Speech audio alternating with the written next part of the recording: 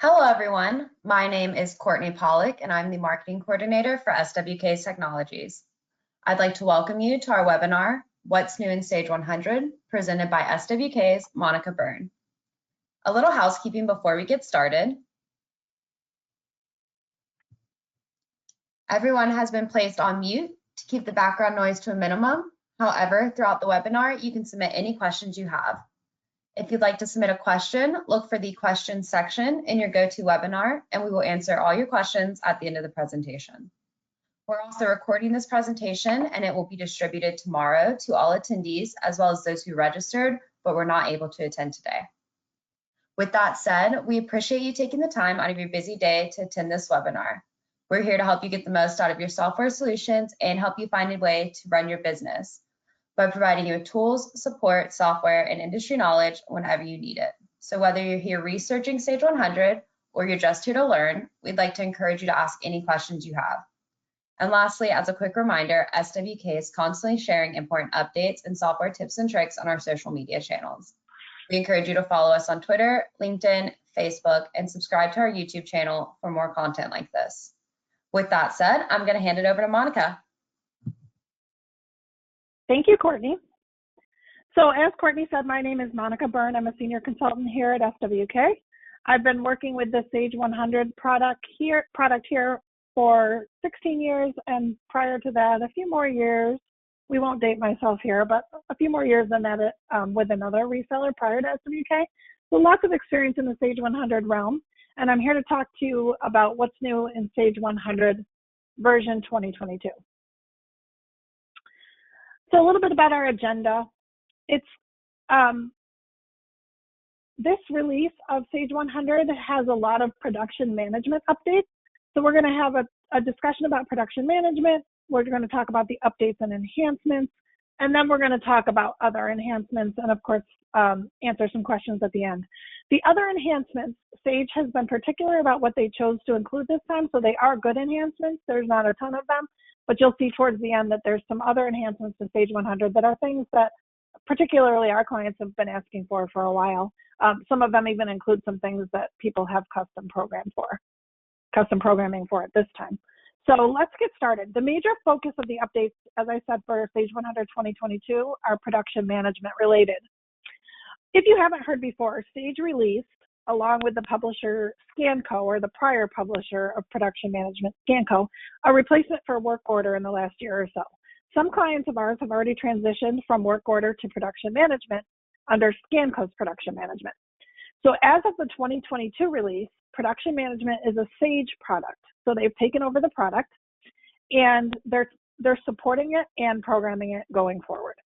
So this means that they're already offering updates to it in the 2022 release, which we're going to talk a little bit about.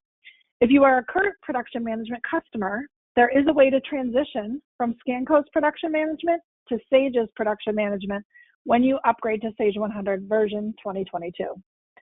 Also, as a result of this, work order is not going to be offered essentially in 2022 unless you're using the return or the material planning module. So if you're using Sage's MRP module, you can get special permission from Sage to use work order in 2022, and we have to get special keys for that. So you would work with us and tell us, hey, I really want to stay on work order because I'm using MRP.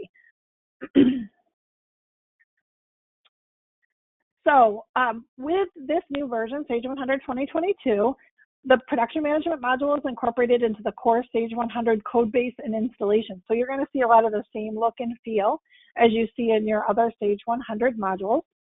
Previously, you may have noticed that the module code for production management was JT, and that's a throwback to ScanCo and the prior publisher of a product called JobOps for manufacturing. JT has always been their module code that Sage had assigned them. As they brought it in-house, they're changing it to PM. We do have the option to convert from two sources. As I mentioned before, we can convert from work order, or we can convert from the JT, which is the ScanCo production management, if you're already using that. So the schema, class name, system code, screen design, all of that has been standardized into Sage's base and core functionality or core look and feel of the product. And then we have some workflow and design changes that we'll talk about as well. So starting with the 2022 release, which has been released already, even though it says March and April there, we're planning to replace work order with production management in our builds. So upgrades to 2022 will replace work order with production management. Of course, as I mentioned before, unless you're using MRP and you need to continue to use MRP, then we could ask to have work order in 2022 for your particular case. So installation of production management will convert work order files, including history. So that's a bonus because for previous customers who've migrated from work order to production management, history does not convert over, and you would have to refer back to your work order module in order to get the history. And then, as we mentioned, the MRP issue, and then they're still working out the rules of how they're going to manage that install of work order if you are using MRP. Sage does have plans in the roadmap to replace MRP with a product. They're working on that now. So if you're not a current MRP user and you think that's something you're interested in the future, they're going to have an offering for that. So what isn't changing for 2022? The base functionality of production management is remaining as it is today. There are a few enhancements to it and a few changes of where things are, and we'll kind of go through that if you're a current PM user. And IRP and MRP are still a work in progress. So IRP is what they're saying is their replacement for MRP, and they're hoping to have that available by the fall of 2022, or at the latest in their 2023 release, which usually comes out March or April of 2023. Production management and work order will not be able to be installed on the same installation. So that is a change. Currently, when we migrate a customer from production manager or from work order to production management, we can install work order in the system, install production management, and migrate everything over so that you end up having both. Work order remains read-only after production management is installed. That's no longer the case. So for example, in upgrades, we might be looking to install a test environment and be very careful about the move and making sure everything is okay before we make that move. You will have your previous system to review because we don't install over the top of those in the later years. So you'll still have your previous system to review, as well as obviously the new system with production management. And there is manufacturing user count licensing. So that's important to note with production management. It's licensed a little bit differently than work order. So we here at SWK, your customer account manager, will help you figure out how many licenses you need and how you'll be affected by that.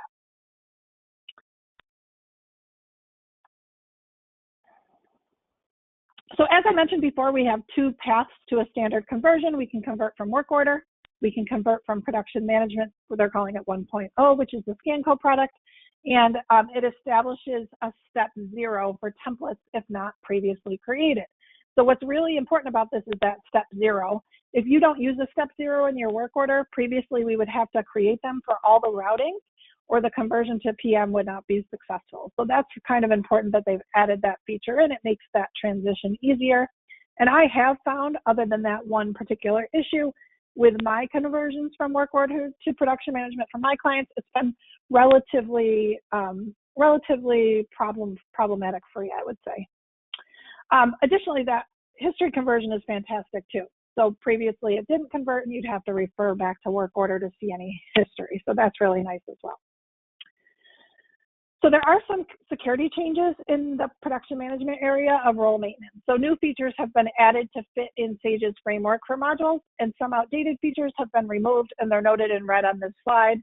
So they're basically putting it in line with the other modules as far as role maintenance is concerned. So you'll see they've added the access to private batches and allowing batches to be merged. Those are the standard things for modules. They've renamed a few of the things, and they've removed things that are obsolete, such as allow supervisor rights, work ticket entry, and those negative quantity issues. That information is being handled elsewhere.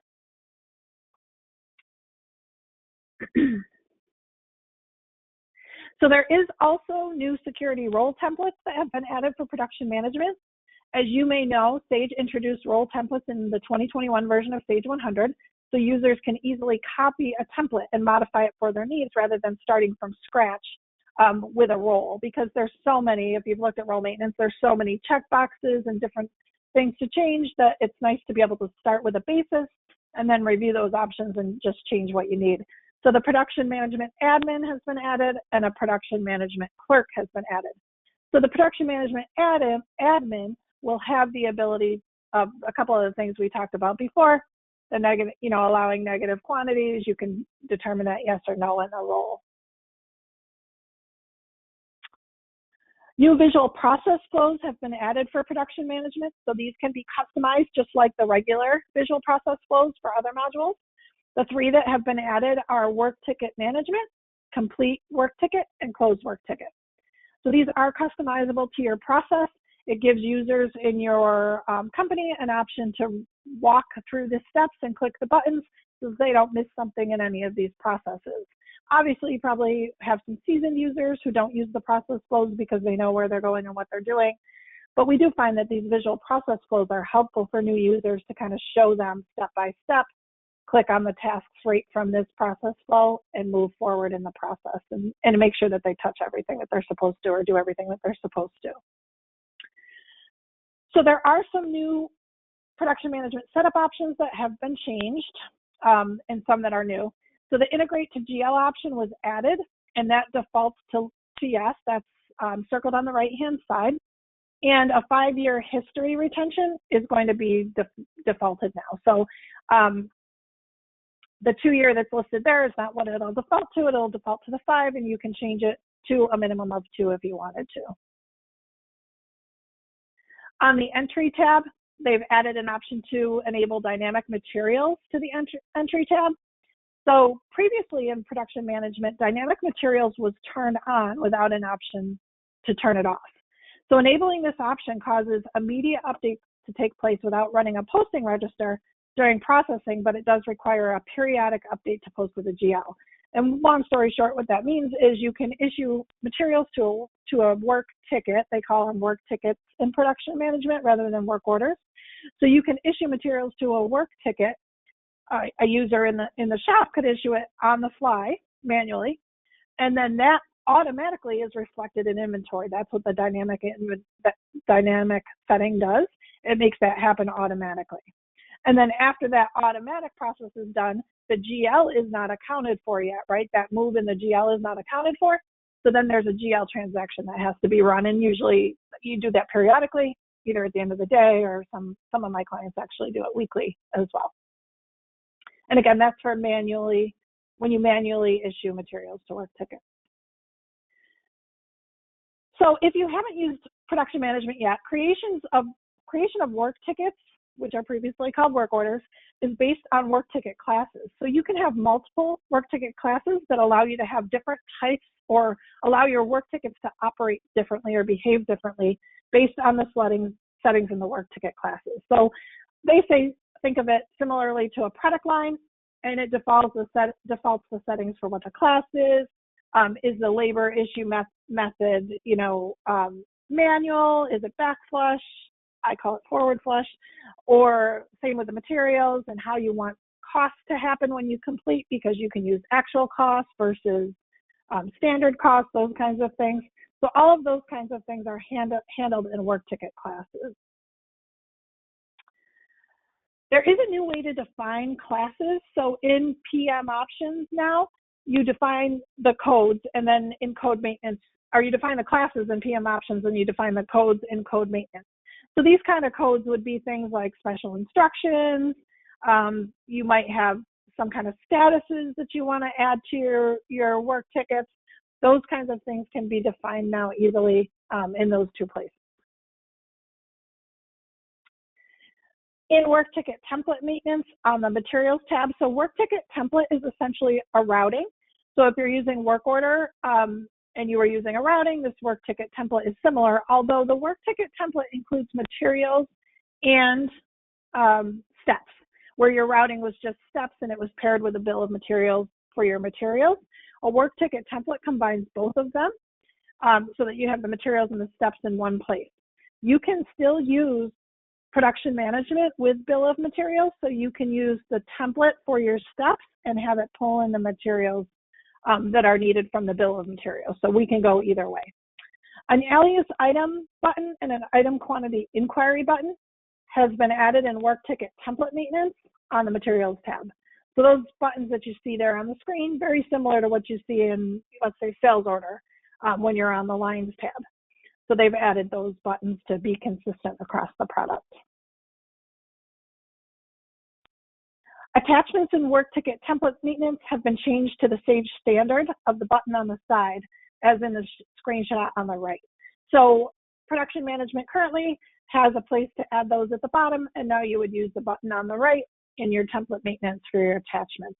Once you add an attachment, they show up in the white space or the gray space on the screen on the right. And attachments might be drawings, anything that you would attach related to what you're going to build, or that bill of materials or work ticket template.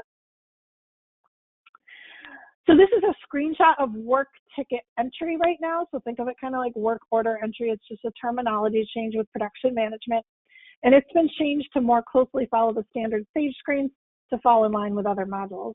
Additionally, there's no copy from button here. If you're using production management now, you know that once you say what item you're going to build and the quantity, you click the copy button at the top and you copy from either bill of materials or work ticket template. You no longer have to copy from.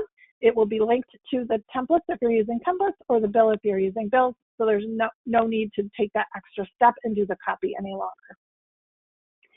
Work ticket memos have been added. So you can see that it's marked in blue up at the top middle of the screen. So that is like in other areas, we can add a memo to a work ticket and they perform the same way. They've also added the ability to change the parent unit of measure. So you'll see to the right of the quantity ordered on this screen, there's a unit of measure option, and you can change that at the time of production if need be. It's going to default from inventory what that standard production unit of measure would be, but you could change it here if you need to. And then up on the top right, you'll see there's an attachments button. It used to say more, but they've removed the more button and left it as attachments because the only thing under that more button was attachments. Sage has also added memo printing and template printing on the reports menu. So you could print a report of your work ticket templates or a report of those memos. So labor entry has changed. The workflow essentially has changed. Previously, only one record could be entered at a time. Now you can see an entire day's entry, and the entry fields are similar. So you'll see here, I'm looking at an entire day's entry for various different work tickets. It's based on the transaction date up at the top, and I can kind of look at that in one overall view, which is really nice. You can also view a particular employee's entries for the day. So PM currently has this feature, but it's difficult to get to. So you can now change to a different employee within the screen as well, which you can't currently do in production management. So we can look at our labor as a whole for the whole group of people, or we can look at an individual at the time by date.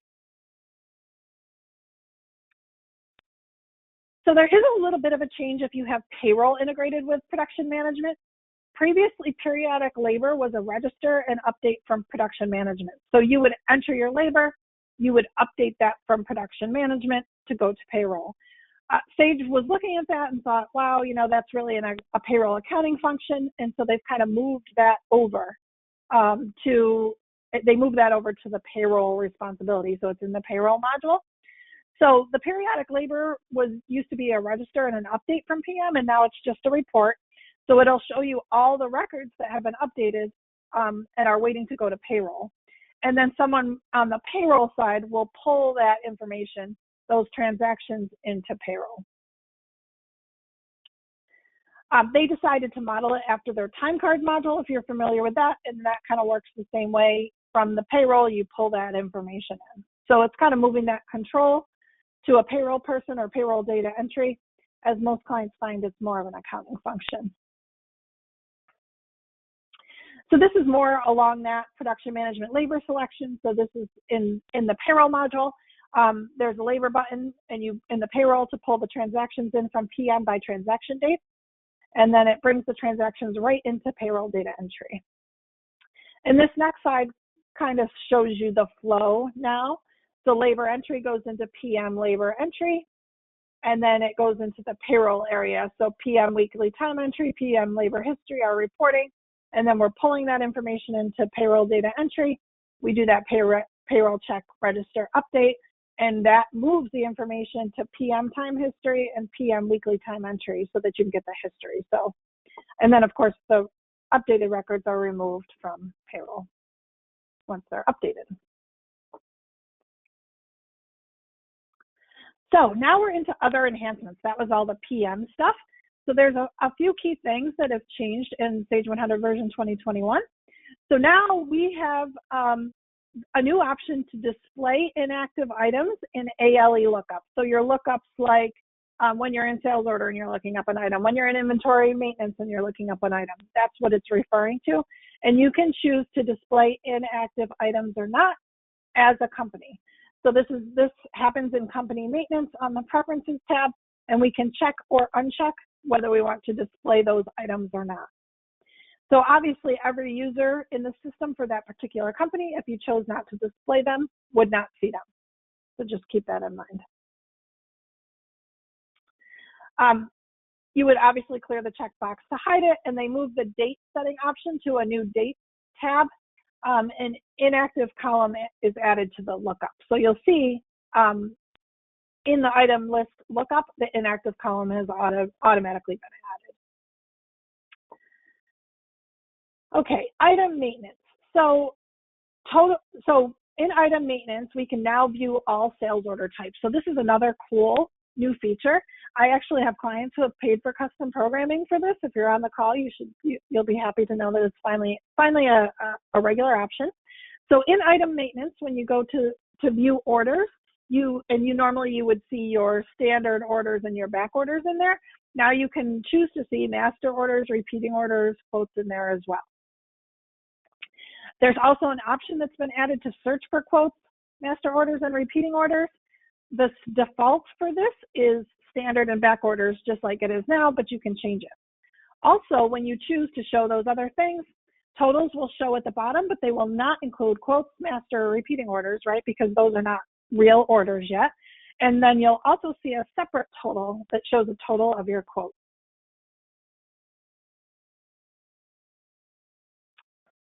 So in customer maintenance, you can also search for quotes now. So you'll see when you click the search button on that SOs tab, you can actually search for them there.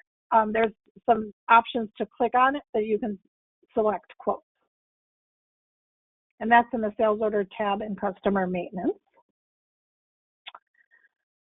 All right, sales order and quote history. So they've added the following information into sales order and quote history that wasn't shown before: the order type, the ship date for standard and back orders, and the expire date for quotes. And then the conversion will populate these fields automatically into history if sales order history already exists, which is cool. So even though you may not have see those options now in your screen, that information is in the tables in Sage 100, so it will be pulled in when you do a conversion to 2022.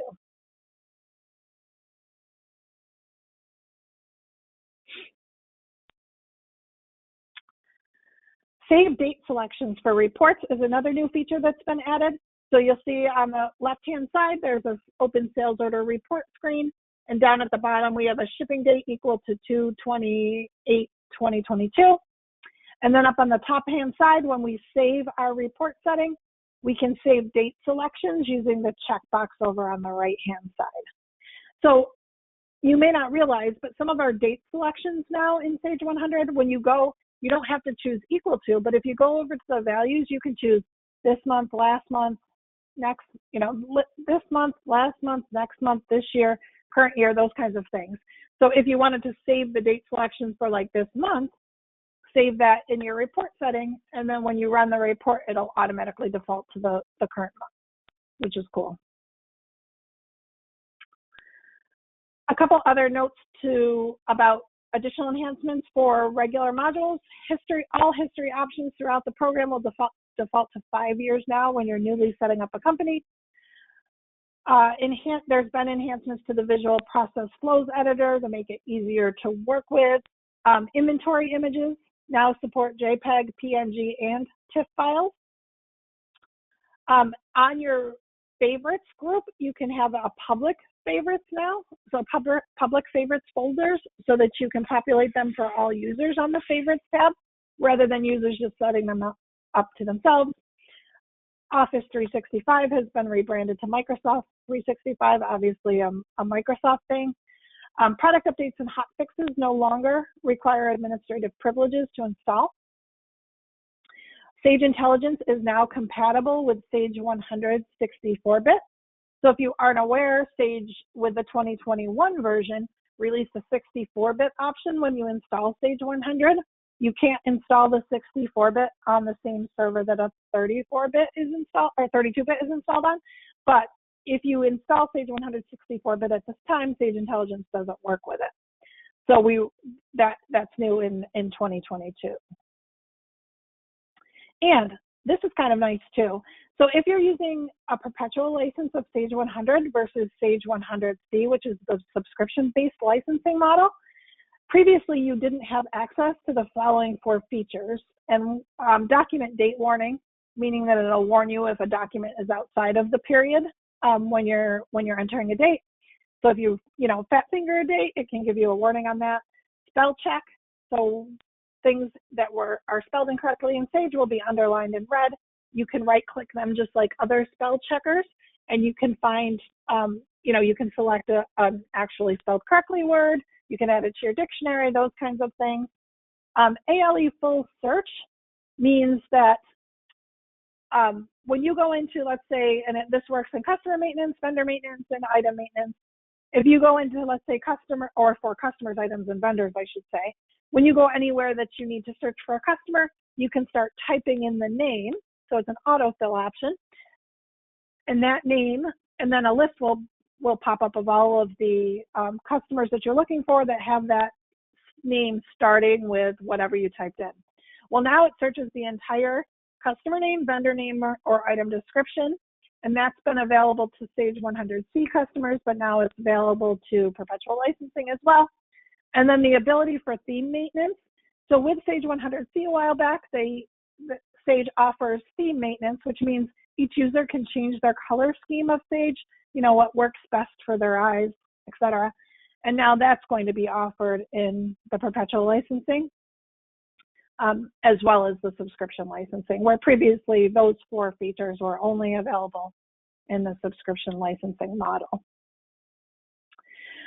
So one thing I wanted to make clear, and it's related to production management, is that Sage indicated to us that they do have a scheduling module in the works on the roadmap. They don't have any dates for it yet, but they're hoping to be able to offer some scheduling to go along with production management. It's on the roadmap in the future. It's in their mind. Of course, they're working on the IRP, which is called Inventory Requirements Planning, which will be the replacement for MRP. So they're working on that, and I'm sure that will come first, and then hopefully they'll be working on that scheduling module so that manufacturing users of Sage 100 have an option within the system for scheduling. Now, if we have some scheduling needs, we typically have to go outside to a third-party vendor and get some sort of add-on product. So hopefully we'll be having that within the product after we see IRP being released. I'm sure they'll be working on that. So those are all the new features, and I think Courtney's gonna give me some questions if any came in, and wrap it up for you today. Yes, thank you so much, Monica. That was a lot of PM features and some other new features there at the end as well. So we have had a couple questions come in, and if you do have a question and you haven't entered it into the questions section or the chat section of GoToWebinar yet, you can go ahead and do that. And in the meantime, Monica, our first question is, can you still change the terminology in PM to match the terminology in WO, such as work ticket versus work order, etc.? That's a good question.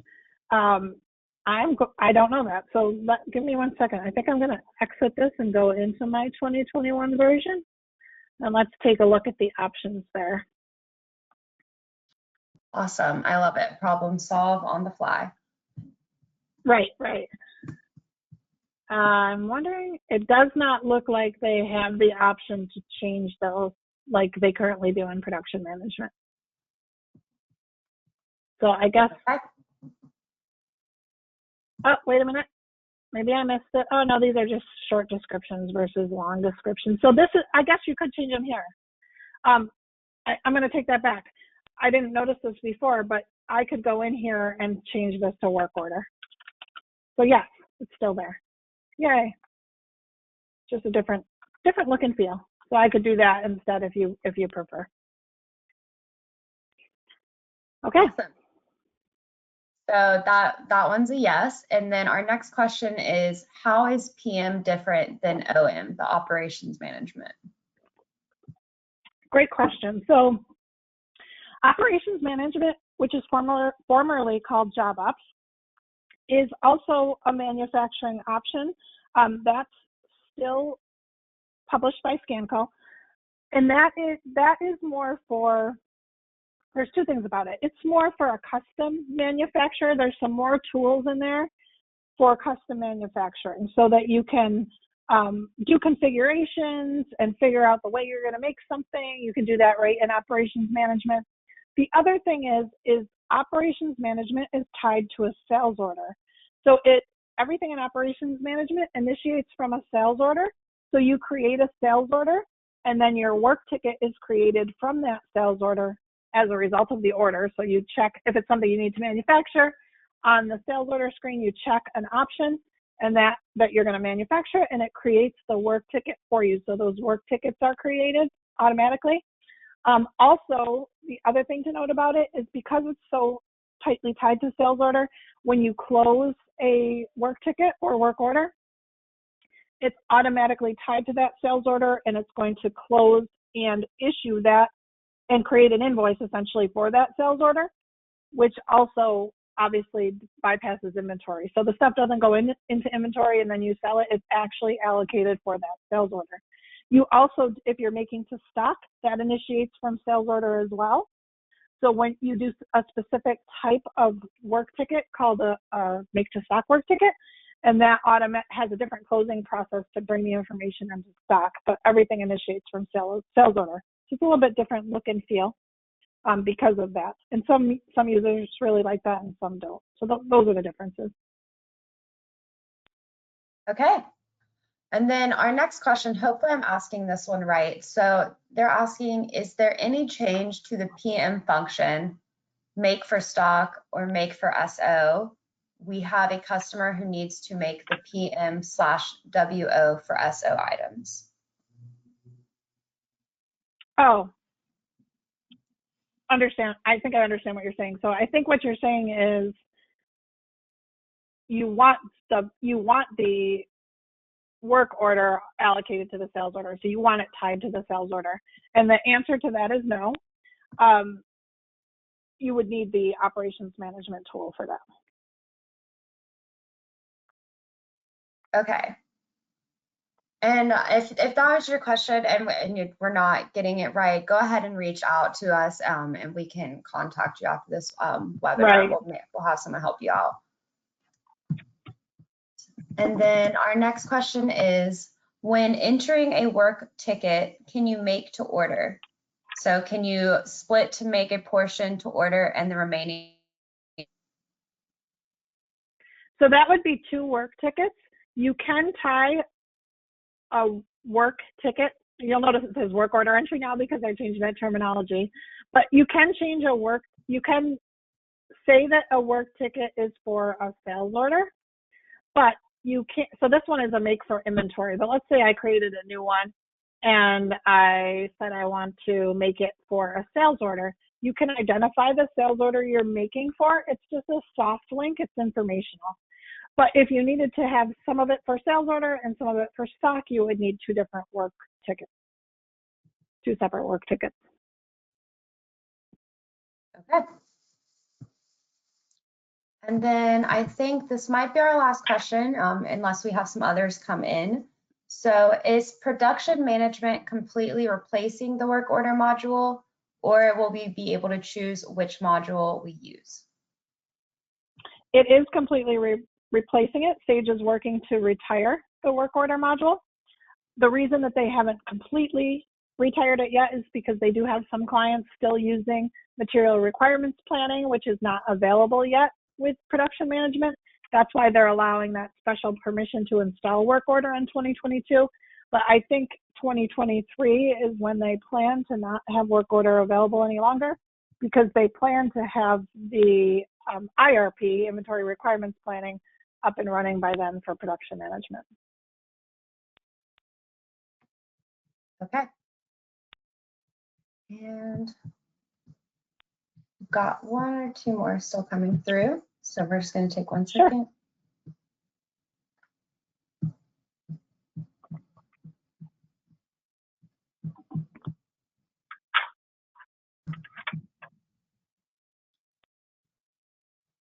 Okay, I think that concludes our questions for today. If you had a question that we didn't answer fully, or we've contacted you in the chat section, we'll reach out to you after this webinar to answer your question more fully and make sure we get a response to that. And then also, if you have any questions, feel free to reach out to your rep, reach out to Monica. We'll be sending out the recording of this webinar to everyone who registered and who registered and unable to attend tomorrow. And we'd like to thank everyone for joining us today and taking the time to be here. And I would also like to thank Monica for a great presentation and being with us today as well. So thank you, everyone. Thanks. Thank you, everybody. Goodbye.